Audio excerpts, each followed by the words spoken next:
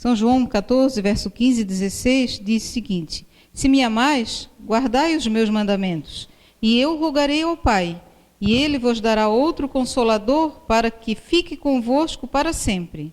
E o verso 26 diz: mas aquele Consolador, o Espírito Santo, que o Pai enviará em meu nome, esse vos ensinará todas as coisas, e vos fará lembrar de tudo quanto vos tenho dito. Então, o Espírito de Profecia diz que nós pedimos pouco o Espírito Santo. Então, nesse momento, nós vamos concentrar nosso coração para ouvirmos da palavra de Deus. Vamos pedir ao Espírito Santo que nos ajude, porque Jesus disse que ele viria e nos ensinaria, que ele seja o nosso professor hoje, nessa manhã. Então, nós vamos louvar a Deus com um hino que faz um pedido, né? Pedir pelo Espírito Santo. É o hino 161. Vamos louvar o nosso Deus.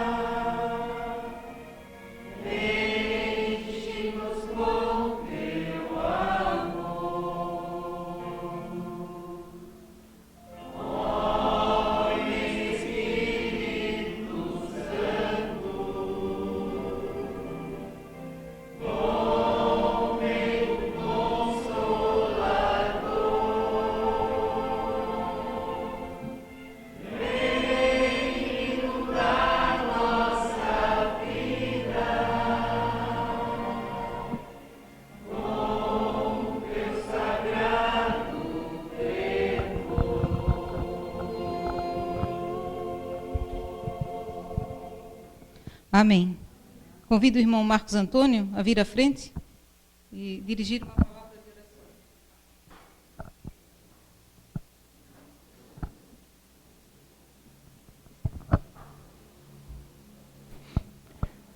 Pai nosso que estás nos céus, queremos, Senhor, te agradecer por estarmos aqui na tua presença para louvar e bendizer o teu nome. Teu nome seja exaltado, Senhor, e agora que o teu Espírito Santo possa preparar os nossos corações para recebermos a mensagem e colocar em prática em nossas vidas, ó Deus. Também possa estar com a Lígia, que vai compartilhar conosco da tua palavra. Que tu possa nos ajudar, Senhor, a estar fortalecidos, nos fortalecemos dia a dia na nossa fé, na esperança da volta de Cristo e, acima de tudo, que nós possamos nos preparar. Pedimos perdão pelos nossos pecados, Senhor. Pedimos também pelos enfermos, que a tua mão possa estar sobre cada um. Que tu possas fazer o melhor para cada um deles segundo a tua vontade. Muito obrigado por tudo, pedimos perdão pelos nossos pecados. Em nome de Jesus te pedimos e agradecemos agora e sempre. Amém, Senhor.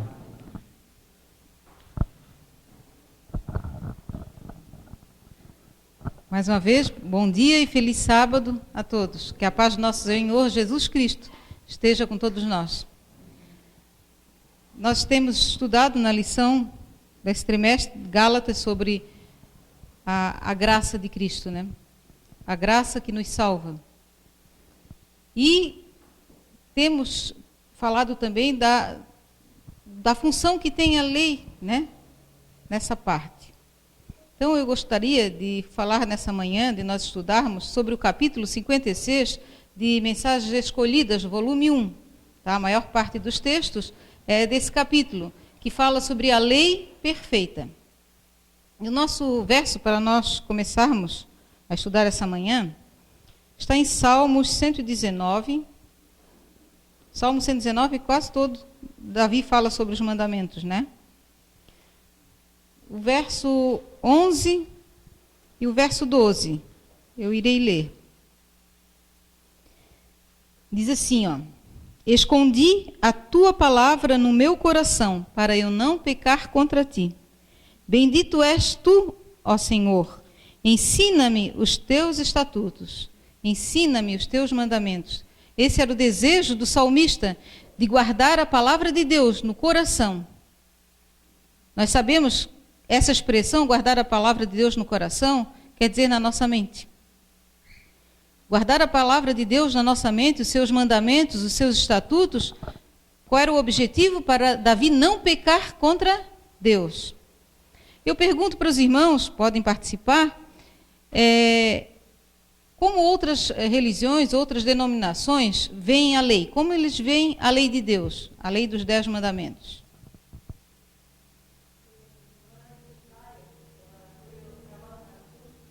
A irmã Jussara disse que não é mais, que outras denominações dizem que a lei não é mais necessária, porque ela foi cravada na cruz. Mais alguém?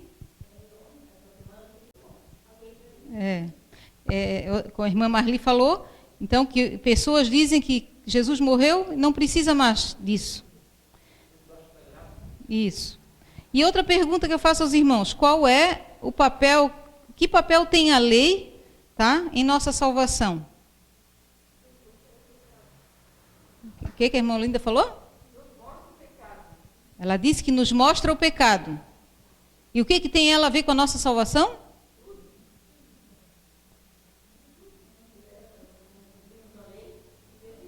Mas nós estamos estudando que pela graça sois salvos.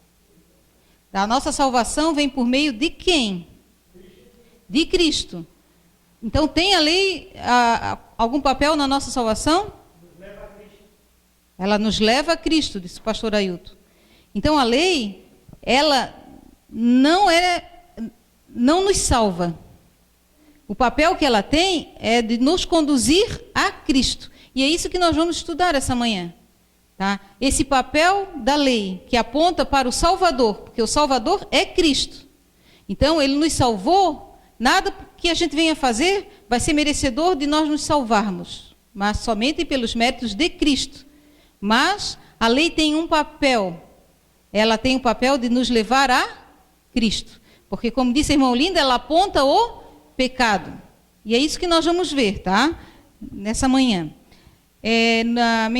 Nesse livro, Mensagens Escolhidas, na página 212, é o volume 1, tá? O parágrafo 1 diz assim, ó: quando o Espírito de Deus revela ao homem o pleno sentido da lei, realiza-se em seu coração uma mudança. Então, por que muitos dizem, porque Jesus morreu na cruz, nós não precisamos mais da lei, acabou. Mas o que está dizendo aqui, esse texto inspirado? Que o Espírito de Deus revela ao homem o pleno sentido da lei. Quando nós buscamos na palavra de Deus, vai ser revelado a nós o verdadeiro significado da lei. E aí, quando a gente compreende isso, vai realizar uma mudança na nossa vida. Porque aquele que pecava não vai mais pecar. Tá? Porque nós vamos conhecer o que é pecado. E quando nós conhecemos o que é pecado, e nós conhecemos o preço que custou, o que é o pecado traz a morte, o preço que custou de Cristo morrer na cruz do Calvário, aí a gente vai compreender realmente o sentido da lei. Muitas pessoas não gostam de mudança. Né? A irmã Sueli ainda hoje comentou, a mudança requer muita coisa. Foi a irmã Sueli ou foi o irmão Elton, né? Foi o Elton. Que a mudança de hábitos é muito custosa. Então, a mudança daquilo que nós somos acostumados desde a infância, que pessoas a nos ensinar e que depois a gente descobre que não é aquilo, é muito difícil de mudar. Por isso que muitos, é mais fácil dizer que Jesus morreu na cruz e acabou-se a lei, mas se a lei acabasse, Jesus não precisava ter morrido na cruz. Ele veio realmente cumprir um requisito que a lei dizia, que nós vamos ver também no decorrer do nosso estudo. Na meditação matinal de Ellen White, recebereis, refletindo a Cristo, o título, que eu botei aqui o resumido, refletindo a Cristo, de 8 de fevereiro, diz assim, ó, mas o objetivo de Satanás sempre foi o de anular a lei de Deus e perverter o verdadeiro significado do plano da salvação. Então, quando nós compreendemos o que significa o plano da salvação, nós vamos ter ciência, tá, do que realmente, qual é o real sentido da lei na nossa salvação. O objetivo de Satanás sempre foi o quê? Perverter a lei. Porque desde lá do céu, ele já foi contra a lei de Deus. Desde lá do céu. E ele quer anular isso, e ele quer perverter o verdadeiro significado do plano da salvação. E aí eu pergunto para os irmãos, lembram que eu fiz um sermão sobre o plano da salvação, as 3 fases do plano da salvação? Que é a primeira fase. A primeira fase do plano da salvação inclui o quê? Para que o plano começasse a se tornar, a palavra se tornar concluído, não. Colocado em prática. Né? Deus tinha um plano para o homem, caso o homem pecasse, desde antes da fundação do mundo. Então, a primeira fase do plano da salvação era a morte de Cristo, porque alguém tinha que morrer pelo pecador, e não poderia ser nenhum anjo, porque ele era um ser criado, e não poderia ser o homem, porque o homem tinha pecado. Então, quando Adão e Eva pecaram, já tinha um plano, Deus é tão maravilhoso, tão grande, já tinha um plano feito para o homem, do homem poder ser restituído novamente à imagem e semelhança de Deus, porque ele perdeu quando ele pecou, essa imagem e semelhança. Então, esse resgate só poderia ser feito mediante o sangue derramado de uma vítima inocente. E foi Cristo que morreu. Então, Jesus, como a vítima, ele cumpriu a primeira fase do plano da salvação. Mas o plano da salvação não estava todo concluído. A parte principal estava feita, a morte de Cristo na cruz. A segunda parte, como Jesus no santuário celestial como nosso advogado. E Jesus está na terceira fase e última, que é o juízo investigativo.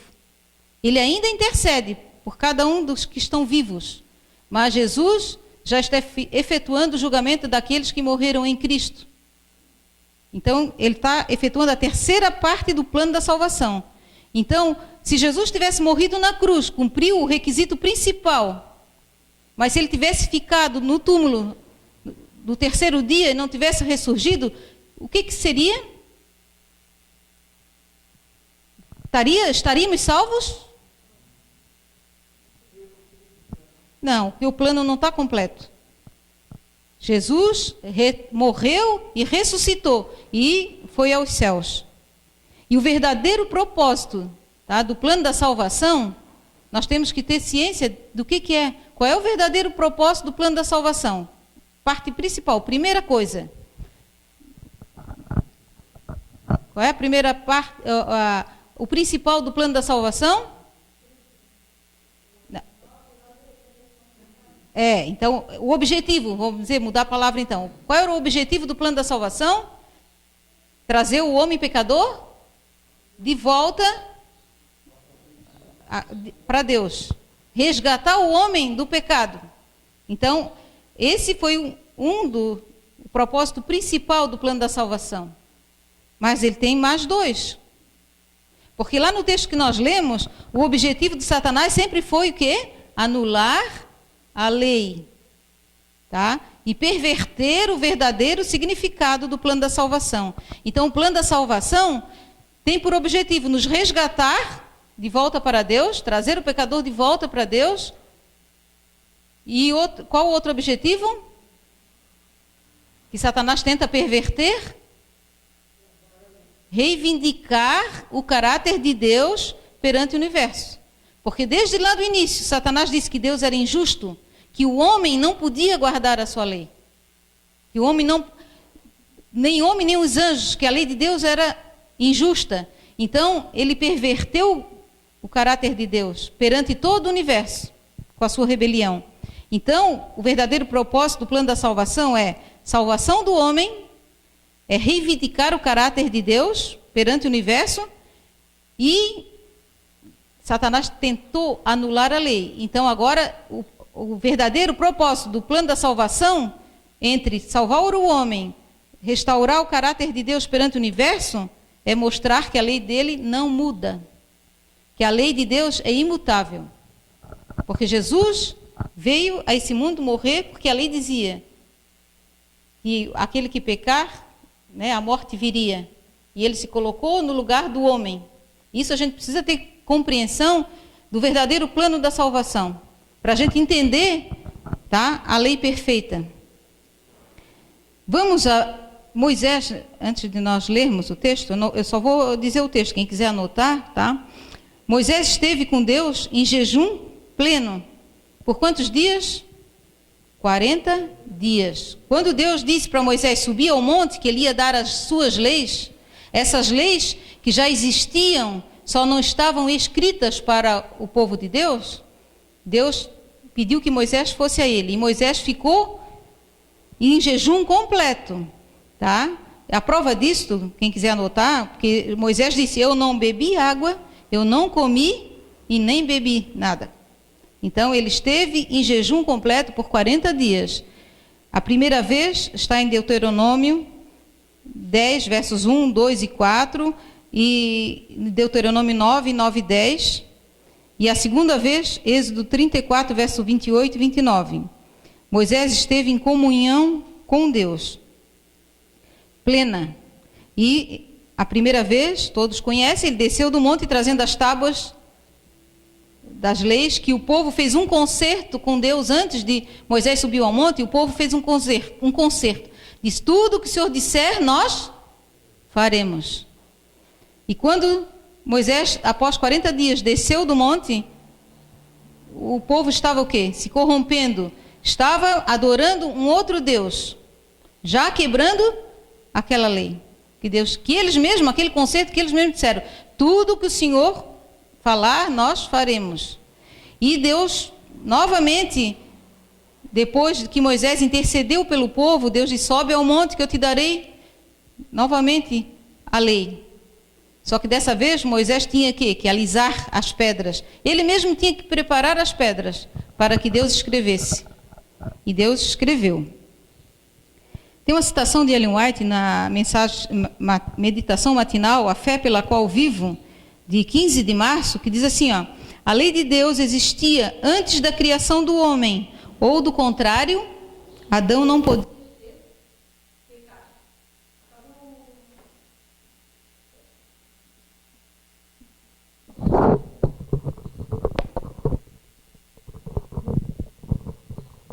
Então eu vou repetir essa citação, que diz o seguinte, a lei de Deus existia antes da criação do homem, ou do contrário, Adão não podia ter pecado. Vocês concordam?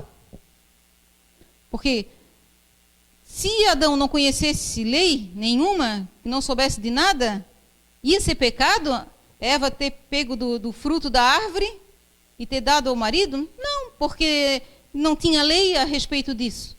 Mas Deus disse, não tocareis no fruto. Então a lei de Deus sempre foi a norma do seu caráter, sempre foi o que regeu os princípios do governo de Deus, foi sua lei. Os anjos, diz, nessa mesma meditação de 15 de março, A Fé pela Qual Vivo, diz que os anjos eram governados por ela, quer dizer, a lei. Os anjos eram governados pela lei. Satanás caiu porque transgrediu os princípios do governo de Deus. Depois que Adão e Eva foram criados, Deus os fez conhecer sua lei.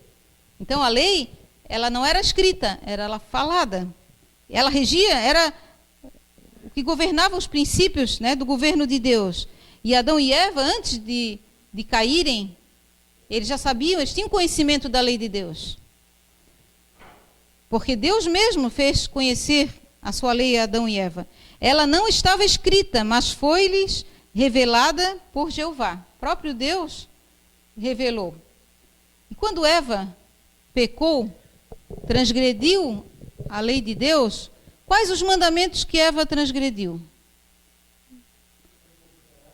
O pastor Ailton falou, não cobiçarás. Foi um mandamento que Eva transgrediu, porque ela passou, Deus disse, de todos os frutos do jardim, vocês podem comer livremente, menos de um, a árvore da ciência do bem e do mal, porque do dia em que dela comerdes, certamente morrereis.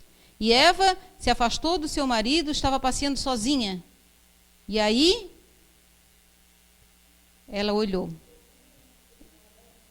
Isso, e também, a irmã Jussara diz que ela também furtou. 2 mandamentos que ela transgrediu.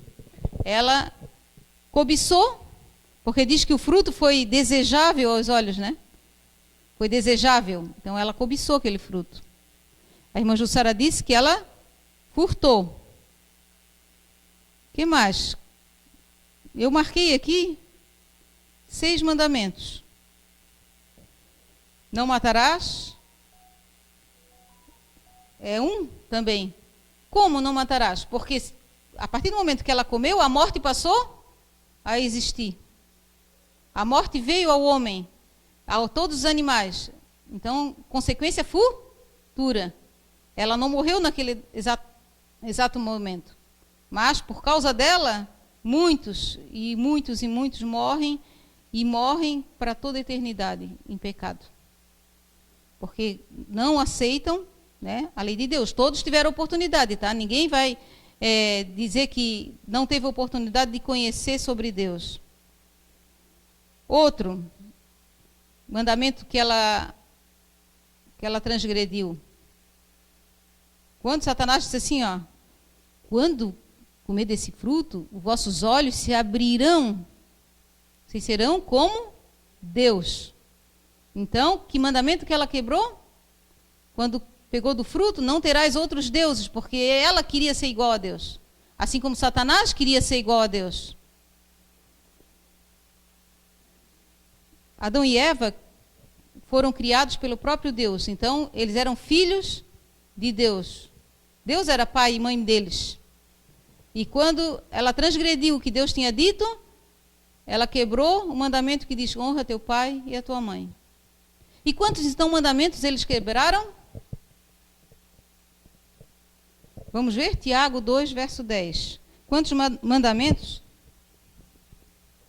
Adão e Eva quebraram? Tiago 2, verso 10, eu vou ler. Diz assim, ó, porque qualquer que guardar toda a lei e tropeçar em um só ponto, tornou-se culpado de todos. Então, Eva transgrediu todos os mandamentos, porque eu citei 6 aqui, mas ela poderia ter só não cobiçarás. Se ela só fosse esse o pecado que ela cometeu, já Tiago diz que ela já tinha cometido todos os 10 preceitos de Deus. Então, o que diz a lei? Quem pode me dizer o primeiro mandamento? O primeiro de todos os mandamentos. Não terás outros deuses diante de mim. Segundo mandamento. Não farás imagem de escultura. Nem daquilo que está em cima nos céus, nem debaixo dos céus. E nem em lugar algum. Não fazer imagens. Terceiro. Não falar o nome de Deus em vão. O quarto mandamento. Lembra-te do dia do sábado para o santificar. O quinto.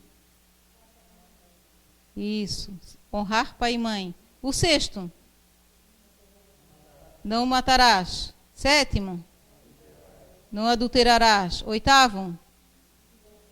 Não furtarás. Nono. Não dirás falso testemunho. 10º, não cobiçarás nada que é do teu próximo, nada.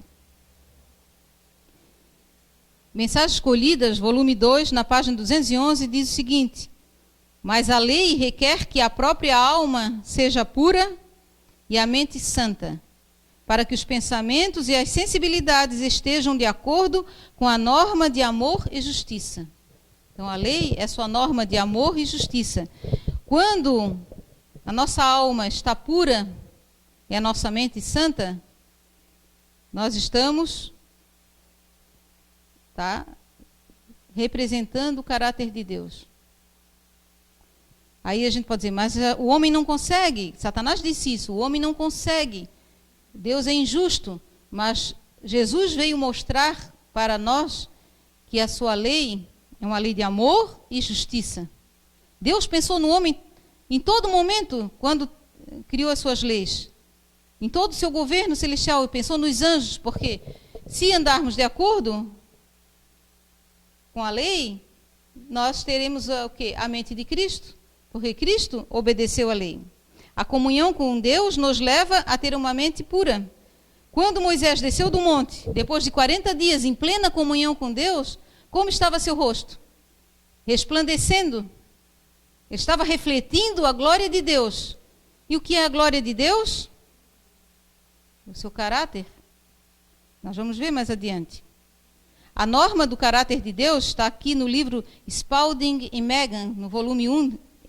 São cartas que Ellen White escreveu aos colégios, principalmente a Battle Creek. Diz assim, a norma do caráter de Deus é a sua lei. De fato, a lei de Deus é a norma do seu caráter.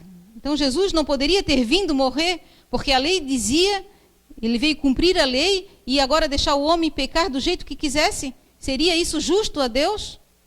Não, porque a norma do seu caráter, que é de amor e justiça, é sua lei. Satanás disse, vou derrubar essa norma e colocarei o meu estandarte em seu lugar. Isso ele tentou e ainda está tentando fazer.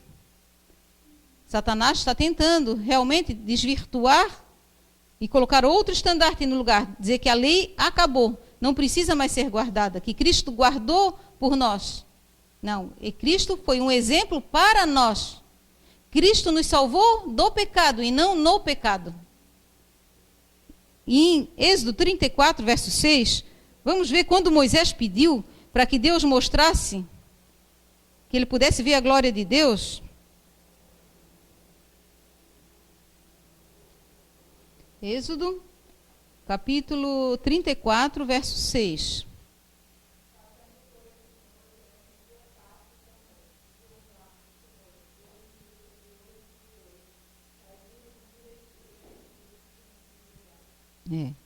Então, quando Deus disse que então ia passar, e Moisés teve que se colocar na fenda da rocha, Deus fez passar por ele toda a sua misericórdia e piedoso. Moisés disse, ó Senhor Deus, misericordioso e piedoso, tardio em irar-se e grande em beneficência e verdade. Então, os atributos do caráter de Deus foram passados perante Moisés, que são beneficência, misericórdia, piedade, verdade, que mais? Paciência. Deus mostrou tudo isso. Moisés sentiu, sentiu isso ao passar a glória de Deus. E eu fui no dicionário para ver o que é beneficência. É virtude de fazer o bem, de beneficiar o próximo. Misericordioso é aquele que é bondoso, é piedoso, é caridoso. E o que é o piedoso? É aquele que tem amor pelas coisas religiosas, tem compaixão, é devoto. Então esses atributos é a norma do caráter de Deus, é o caráter de Deus. E Ellen White nos fala em A Maravilhosa Graça de Deus, uma meditação matinal de 13 de março, diz que a lei de Deus é a transcrição do caráter de Cristo. E lá em Paulo também em Romanos no capítulo 7, verso 12, eu vou ler, o tempo já está adiantando, Diz que assim, e assim a lei é santa, e o mandamento santo, justo e bom. Então, o mandamento é a transcrição do caráter de Cristo.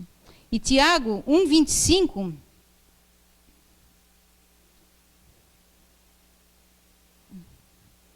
diz assim, ó: aquele, porém, que atenta bem para a lei perfeita da liberdade, e nisso persevera, não sendo ouvinte esquecido, mas fazedor da obra, esse tal será bem feliz, ou bem-aventurado no seu feito. Então, aquele que atenta bem para a lei perfeita, que é a lei de Deus que governa todo o universo celestial, a gente passa o quê? A refletir o caráter de Deus, quando buscamos atentar bem para essa lei perfeita. Porque nós seremos felizes, porque nada vai nos acusar, não é? Se a lei não nos acusa, nós somos libertos, porque estamos em Cristo. Agora, se não estivermos em Cristo, e você transgredir a lei, você é acusado, porque a própria lei te acusa. Eu gostaria de ter trazido um ilustrativo, mas ia ficar muito, muito grande. A lei é como um espelho. E a palavra de Deus, o Espírito de Profecia diz isso. É como um espelho em que eu me aproximo do espelho e vejo o meu rosto. E vejo que o meu rosto está sujo. Eu trabalhei com carvão, meu rosto está todo sujo. Aí eu olho para o espelho e, puxa, meu rosto está sujo. A lei de Deus diz assim, ó: você pecou. Você transgrediu. Você está sujo. Você é um pecador. Mas só eu olhando para a lei, e agora eu vou fixar meu olhar na lei e continuo sujo, porque quanto mais eu olho para aquele espelho, mais eu vejo a minha pecaminosidade. Então a lei consegue me limpar? Não, ela só está mostrando que eu sou um pecador. Ela está me mostrando que eu errei. Mas ela mostra o quê? Como ela é a transcrição do caráter de Deus, é a norma do seu governo, ela vai mostrar que tem uma solução. Tem uma solução. A água viva, Cristo, é a solução. Então, a lei vai me apontar para Cristo, para que eu aí pegue aquela água pela fé. Porque daí agora, tu acreditas que essa água pode te limpar? Eu tenho que acreditar que ela pode me limpar. Porque a lei está dizendo que a água, ela pode me limpar do pecado. Mas só eu olhar para a água adianta? Não. Se eu não tiver a fé, a água é a graça que pode me limpar, que pode me salvar. Mas se eu não for a ela com fé, não colocar as mãos na água, não limpar o meu rosto, eu vou continuar suja e pecador. Então, Cristo pode me limpar, pode me justificar. A lei não. Ela vai me condenar, se eu estiver debaixo dela. E Mensagens Escolhidas, volume 1, na página 213, diz: a lei não pode, de modo algum, remover a culpa ou perdoar aos transgressores. De modo nenhum. Então, isso a gente tem que ter sempre essa consciência. A lei, por mais que eu guarde a lei, ela não pode me salvar. Ela não pode tirar a minha culpa. Tem de ir mais longe que isso. A lei é apenas o aio para levá-lo a Cristo. E o que é o aio? É como se fosse uma ponte, ela que nos leva, porque o aio, eu fui ver no dicionário, é um encarregado da educação, ou um criado, um indivíduo que trabalha como criado. Então, ele leva a educação, é um escudeiro também. Então, a lei, ela serve apenas para nos levar a Cristo, só. Nos ensinar que Cristo pode nos salvar. A lei... Tá? Agora, essa citação está na revista Herald, do dia 8 de março de 1870. A lei de Deus é o espelho para mostrar ao homem os defeitos de seu caráter. Para aqueles que têm de prazer na injustiça, não é agradável ver sua própria deformidade moral. Então, muitas vezes, quando as pessoas preferem dizer que a lei não existe mais, porque não é agradável ver como tu és. Porque quanto mais eu olho para Cristo, para o seu caráter, eu mais me vejo pecadora. Então, para aqueles que têm prazer na injustiça, a lei não é agradável observar, porque ela vai mostrar que tem que haver uma mudança. Quando a gente tiver esse verdadeiro entendimento, vai haver uma mudança na nossa vida. E Jesus resumiu a lei dos 10 mandamentos em 2 grandes princípios, que todos conhecem de cor. Primeiro grande princípio, amor a Deus, que diz: amarás o Senhor teu Deus de todo o teu coração, de toda a tua alma e de todo o teu entendimento. Este é o primeiro e grande mandamento. Nós poderíamos falar horas sobre esse primeiro mandamento. Resumo dos 4 primeiros mandamentos, porque quando eu amo a Deus, né, eu vou tê-lo como único, primeiro. Não vou adorar nenhum outro, não vou falar palavras do nome de Deus tão irreverentemente. E eu vou guardar o seu memorial. Que diz o seguinte, Ellen White fala na meditação A Caminho do Lar, de 9 de março, que diz assim: os que amam a Deus de todo o coração desejarão prestar-lhe o melhor serviço de sua vida. Estarão constantemente procurando por toda a faculdade do ser em harmonia com a lei. Eles vão procurar colocar tudo em harmonia com a lei. Tá? E vou voltar. Estarão constantemente procurando por toda a faculdade do ser em harmonia com as leis, que os tornarão aptos a fazer a sua vontade. Então, quando a pessoa vai colocar a Deus sobre todas as coisas, vai estar em harmonia com a sua lei, vai procurar fazer a vontade de Deus. E isso quer dizer santificação, que a santificação não é de um dia para o outro, leva toda uma vida. Então, vai nos levar sempre para perto de Cristo. A santificação apresentada nas Escrituras compreende o ser inteiro, espírito, alma e corpo. Então está aqui o grande primeiro mandamento é amar a Deus sobre todas as coisas, sobre tudo, todo o nosso ser, toda a nossa alma, todo o nosso entendimento. E isso é santificação, que está dizendo aqui. A santificação apresentada nas Escrituras compreende todo o ser. Santificação do espírito, da alma e do corpo. Nosso lado espiritual, o nosso físico, o nosso corpo, porque como nós podemos santificar o nosso corpo? Através de uma boa alimentação, porque o nosso corpo é o templo do Espírito Santo. Então aí colocamos Deus em primeiro lugar. João fala que se me amardes, Jesus também falou, guardareis os meus mandamentos. 1 João 5, verso 3 e Mateus 6, verso 33, que diz: buscai primeiro o reino de Deus e sua justiça, e todas as outras coisas vos serão acrescentadas. E o grande mandamento, o segundo, amor ao próximo, como a ti mesmo. Diz que o segundo semelhante a este é: amarás o teu próximo como a ti mesmo.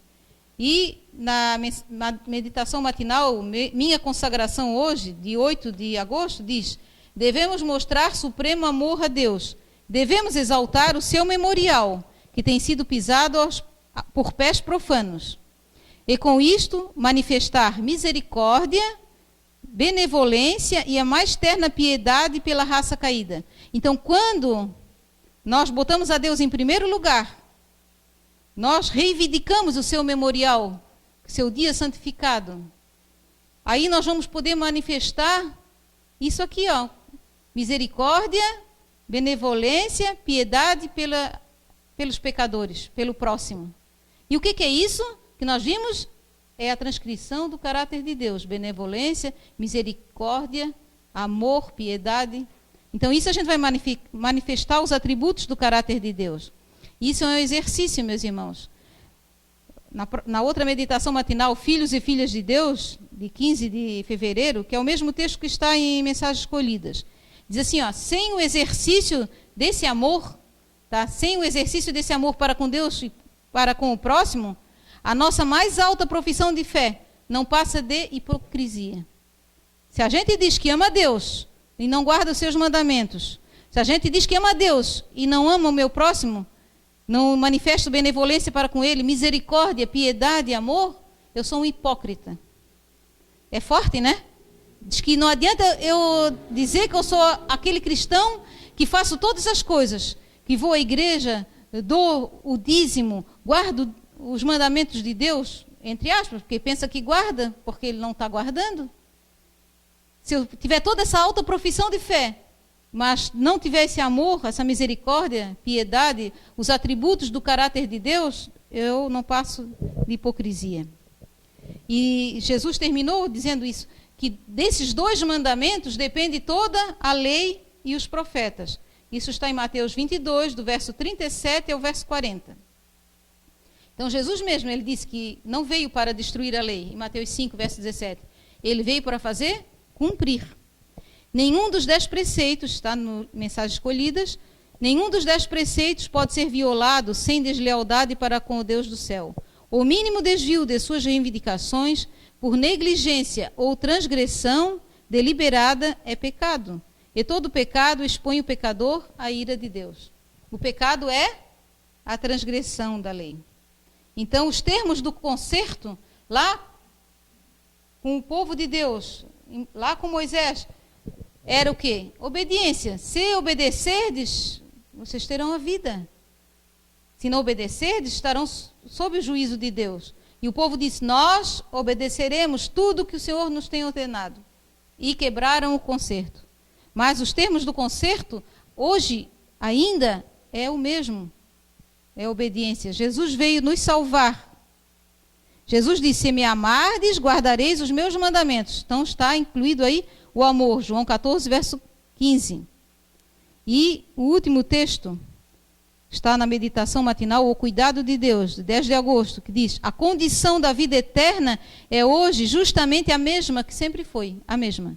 Exatamente a mesma que foi no paraíso, antes da queda de nossos primeiros pais. Perfeita obediência à lei de Deus, perfeita justiça.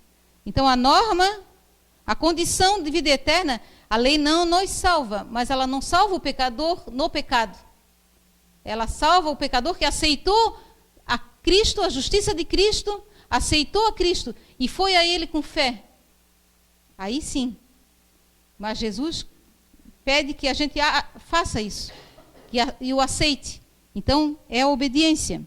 Cristo não diminui as exigências da lei. A exigência sobre o pacto da graça, que é Cristo, pela sua graça nós somos salvos, é tão ampla quanto os requisitos ditados no Éden. A harmonia com a lei de Deus, que é santa, justa e boa. Então, somos justificados pela fé. Mas somos salvos pela graça, justificados pela fé e julgados pelas obras. Está uma coisa interligada à outra. Mas devemos ter certeza, somos salvos por Cristo. Mas Cristo só salva aquele que o aceita. Porque Deus amou o mundo de tal maneira que deu seu Filho unigênito para que todo aquele que nele crê. Tem uma condição aí. Precisamos crer. Para que todo aquele que nele crê não pereça, mas tenha a vida eterna. E aí o crer leva nós a amarmos a Deus. Leva nós a obedecermos a Deus por amor. Que a nossa escolha seja... Qual será a nossa escolha hoje? Será a escolha da vida ou da morte? Possamos refletir. A quem queremos servir? A Deus ou a Satanás? Aceitar o que Deus nos diz ou o que Satanás nos diz, que a lei é injusta e que a lei já foi cravada na cruz, que não precisamos mais? Ou o que Cristo diz, que se me amardes, guardareis os meus mandamentos? O que vamos escolher? Que Deus nos ajude, que o Espírito Santo clareie a nossa mente, que a gente sempre escolha servir a Cristo e o amar. Amém. Vamos louvar ao nosso Deus com o hino 526.